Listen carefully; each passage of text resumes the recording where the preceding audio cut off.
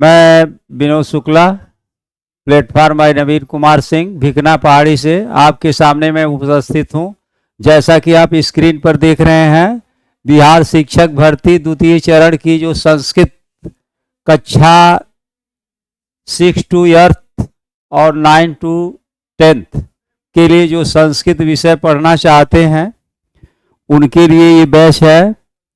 और हम आज क्या करेंगे, आपके सिलेबस पर चर्चा करेंगे कि एग्जाम पैटर्न क्या होगा। समय के अनुसार हमारा जो एग्जाम पैटर्न है वह कैसे हम उसको इतने कम समय में उसको कैसे मैनेज करेंगे, ये सारी बातें हम आपको बताएंगे। और आपको क्या पढ़ना होगा, कैसे आप अपनी प्लानिंग बनाएंगे कम समय में। जो समय मेरे पास है उसी समय में, क्योंकि पैटर्न तो बहुत लंबे हैं, लेकिन यह है कि कम समय में हम कैसे इस को हम पूरा करेंगे, पूरे कोर्स को किस तरीके से हम पढ़ें कि जिससे क्या है हम समय के अनुसार कोर्स को भी पूरा कर लें और अपना उद्देश्य भी पूरा कर लें। तो आइए हम देखते हैं क्या है इसमें।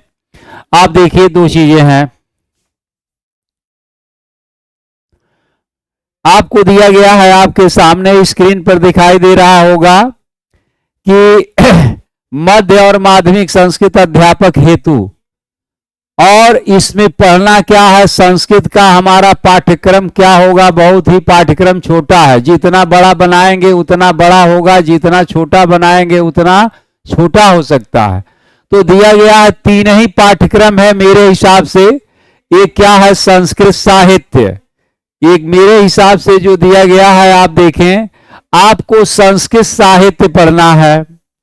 संस्कृत साहित्य का इतिहास या संस्कृत साहित्य का उद्भव और विकास, आप ऐसे कह लें।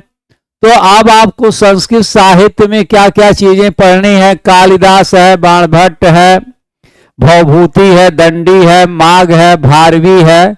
प्रायः ये कवियों के बारे में, और जो आपकी परीक्षाएं भी हुई थी उसमें क्या थी, भारवी की, माघ की, कालिदास की सारी उक्तियां पूछी गई थी। तो आपको क्या करना होगा, आपको पहले संस्कृत साहित्य का इतिहास पढ़ना होगा।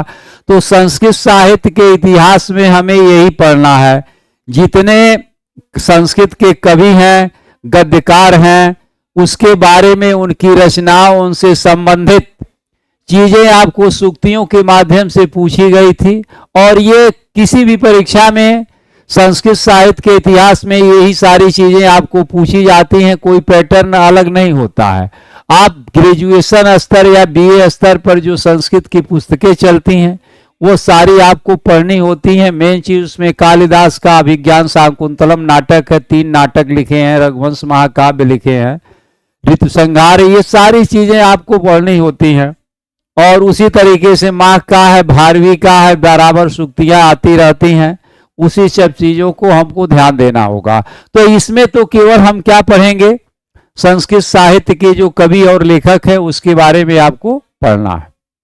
दूसरी बात, इसका भेद हो जाता है काव्य शास्त्र।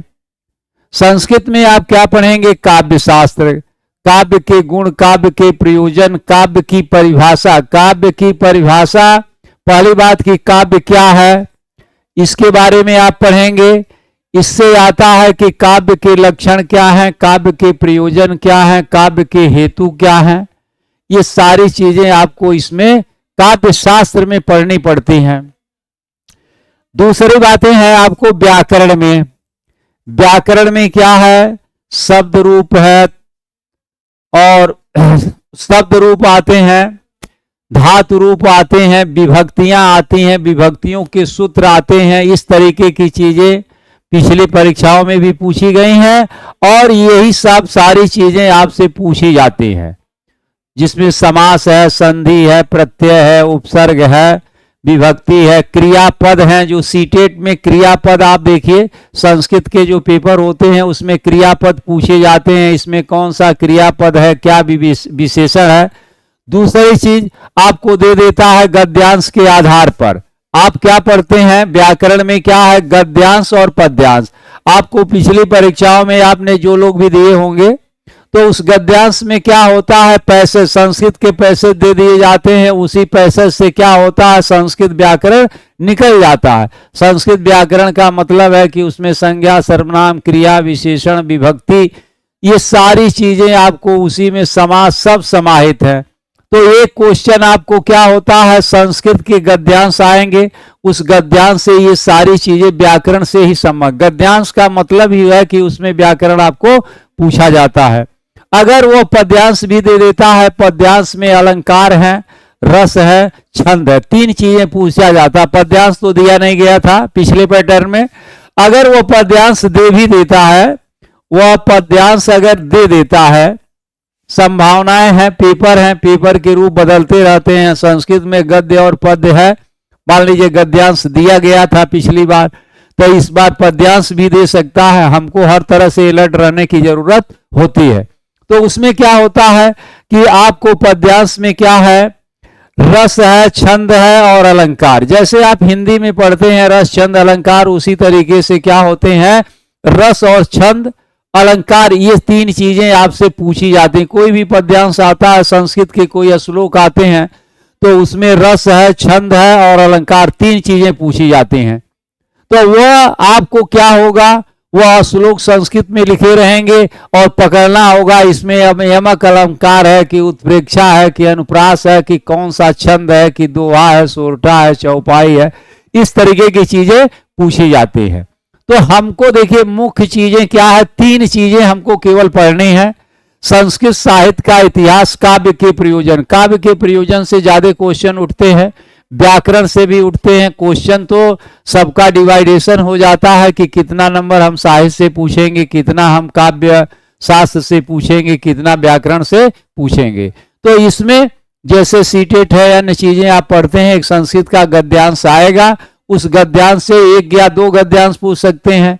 उसमें से आपको क्या करना होगा, उसमें विभक्ति बताना होगा, ये सारी चीजें, समास बताना होगा, ये सब चीजें पूछी जाएंगी। सूक्तियां मुख्य रूप से आएंगी, रचनाएं आएंगी, ये सब शब्द रूप, धातु रूप, विभक्ति, ये वचन, ये सब चीजें आपसे क्या होता है, ग्रामेटिकल में पूछा जाता है।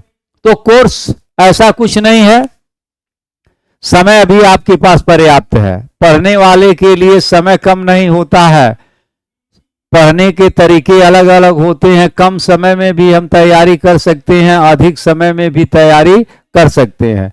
तो जैसा मेरे पास समय है, जैसा आपके पास समय है, उसी तरीके की तैयारी, सारी चीजें आप पढ़ लेंगे। संस्कृत साहित्य का इतिहास भी पढ़ लेंगे और काव्य प्रयोजन पढ़ लेंगे। तीन चार चीजें हैं इसमें। काव्य की परिभाषा भामा ने दिया है, दंडी ने दिया है, तमाम लोगों ने, बामन ने परिभाषाएं दिया गया है, सबकी अलग अलग परिभाषाएं हैं जो काव्य शास्त्र पढ़ते हैं। और इसमें क्या है, व्याकरण है। तो इस तरीके की चीजें आपको दी गई हैं, ये सब में आपको पढ़ना है। अब आइए आप देखते हैं क्या, अब आप क्या करेंगे, बिहार राज्य परिषद 6 to 8 संस्कृत की जो भी पुस्तकें आपको के पास चलती हैं, थोड़ा आप उसका क्या करेंगे, बारीकी से अध्ययन कर सकते हैं। केंद्रीय माध्यमिक शिक्षा बोर्ड में जो 6 to 8 की संस्कृत की पुस्तकें पढ़ती हैं, उसमें आपको देख लेना है कि कौन कौन से कवि हैं, कौन कौन से संस्कृत के कवि हैं, उनकी क्या क्या रचनाएं हैं, आपको इतना ही उसमें विशेष ध्यान देना है। तो आप देखिए आसान है, आप देखिए 3, 2, 5, केवल 5 चैप्टर आपको पढ़ने हैं, केवल 5 चैप्टर पढ़ने हैं। संस्कृत साहित्य का इतिहास, काव्य शास्त्र, व्याकरण और क्या, बिहार राज्य परिषद की संस्कृत की पुस्तकें और केंद्रीय, केवल आपके पास 5 पैटर्न है। अगर एक एक पैटर्न पर आप क्या करते हैं, 5-5 दिन लेते हैं, तभी 25 दिन हो गया। तो अभी आपके पास 25 दिन का समय है और 25 दिन में या 20 दिन में आपके कोर्स क्या होंगे, कंप्लीट हो जाएंगे और आप पूरी तरह से परीक्षा के लिए तैयार हो सकते हैं। तो इस तरीके के लोगों की, बच्चों की ये डिमांड चल रही थी कि नहीं सर आप एक संस्कृत का बैच डाल दीजिए, तो हमने कहा तो ठीक है, और आपकी आवश्यकता अनुसार कि आपका इसमें क्या हो जाए, कुछ भला हो जाए, आप परीक्षा को पास कर लें, इसलिए मैंने यह बैच लेकर के आया हूं। तो ये चीजें बैच अब आरंभ होने वाले हैं और जल्दी ही मतलब 1-2 दिन के अंदर ये आरंभ होंगे। तो आप क्या करें, कमर कस करके तैयार होगा। मान लीजिए 5 चैप्टर है, 5 में 5 का गुणा कर दीजिए, 25 दिन हो गया। 25 दूनी 50 पीरियड हो गए। आप कितने हो गए, ये 2 घंटे के पीरियड चलेंगे। एक एक आप चैप्टर में 5-5 दिन लेंगे। ये सब तो चैप्टर क्या होंगे, बिहार राज्य बोर्ड की पुस्तकें और एक केंद्रीय, यह तो 1 दिन का काम है, केवल 1 दिन का काम होगा। तो इस तरीके से आपको 25 दिन होंगे, 50 पीरियड मिलेंगे, आपके कोर्स बहुत ही आसानी से समाप्त हो जाएंगे। तो इसी बातों के साथ मैं क्या करता हूं, अपनी वाणी को विराम देता हूं। धन्यवाद।